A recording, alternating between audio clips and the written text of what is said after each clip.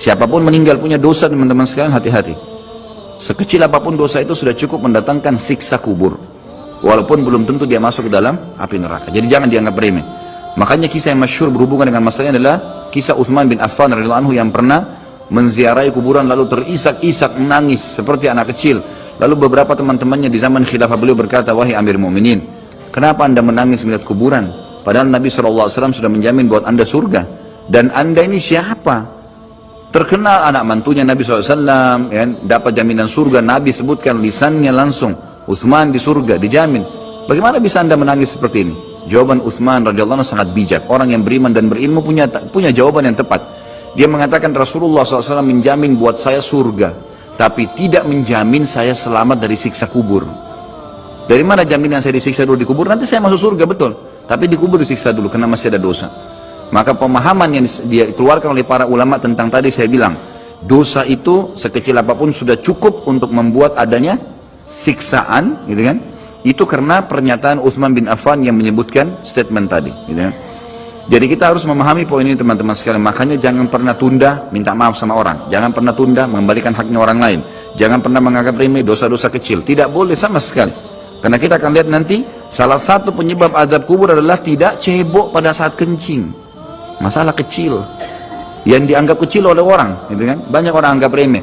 Maaf, banyak saudara-saudara kita yang membawa taksi, kendaraan umum di luar sana, kemudian kadang-kadang kita lihat di pinggir jalan kebelet kencing, main mampir sembarangan saja, ya, kencing sembarangan, tidak membersihkan dirinya. Ini berbahaya, penyebab azab kubur. Kata ulama, kalau kencing saja itu sudah menjadi penyebab, bagaimana dengan buang air besar? Bagaimana dengan orang junub tidak mandi? Bagaimana dengan hal-hal yang lebih besar lagi, gitu kan? Karena memahami hukum-hukum syari seperti ini, kalau hal yang kecil saja dilarang, berarti hal yang besar lebih pantas untuk dilarang. Kalau hal kecil saja mendatangkan azab, berarti hal yang lebih besar lebih pantas mendatangkan azab. Jadi harus hati-hati, gitu kan? Kalau amal ibadah kecil kita kerjakan sudah besar pahalanya, bagaimana dengan amal yang wajib misalnya, atau amal yang besar yang kita kerjakan? Kalau umrah fadilahnya besar, berarti haji lebih besar. Kalau sholat sunnah besar, tahajud, maka sholat 5 waktu lebih besar pahalanya, dan seterusnya. Jadi poin-poin ini dalam mukaddimah kita harus difahamin baik-baik, gitu kan? Terutama yang terakhir saya ucapkan tadi, hati-hati teman-teman sekalian. Saya juga tahu diri saya pasti punya salah, tapi saya mengajak diri saya dan jemaah sekalian untuk beristighfar kepada Allah, bertaubat. Jangan tunda pengembalian haknya orang lain, meminta maaf kalau punya kesalahan. Jangan tunda-tunda, jangan bilang nanti Idul Fitri baru saya minta maaf. Nggak ada perintah dalam agama seperti itu. Sebelum pejamkan mata nanti malam minta maaf semua. Dan orang cerdas adalah orang yang tidak menyiapkan musuh pada hari kiamat. Hati-hati. Jangan siapkan musuh siapapun dia. Maka harus ini, ya, kembalikan semua hak-hak orang, minta maaf. Kalau pernah mengambil barang orang yang tidak jelas, kembalikan. Kalau tidak, sedekahkan sejumlah itu. Semua selesaikan. Jangan ada masalah. Ya, jangan pernah ada masalah, jangan siapkan musuh.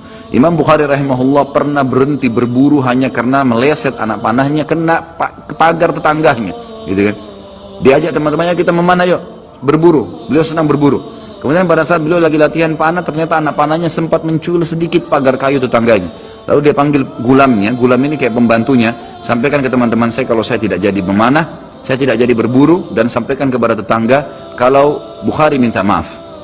Muhammad namanya tentu, Muhammad minta maaf, gitu kan?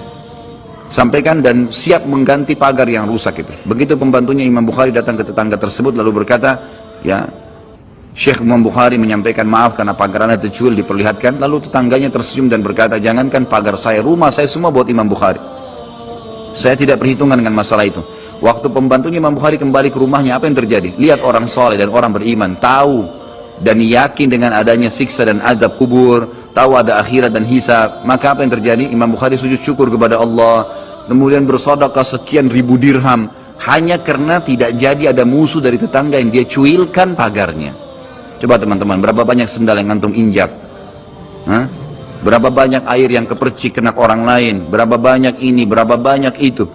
Berapa banyak yang kita anggap remeh mengambil karena teman punya dan seterusnya. Ini hati-hati. Jangan siapkan musuh hari kiamat. Azab kubur datang kepada siapapun yang masih punya dosa. Dan dosa ada hubungannya dengan Allah Subhanahu wa taala, ada hubungannya dengan makhluk. Kalau berhubungan dengan Allah Azza wa Jalla, kita bertaubat kepada Allah. Allah Maha Pemurah. Dia akan terima taubat hamba-hambanya asal ikhlas.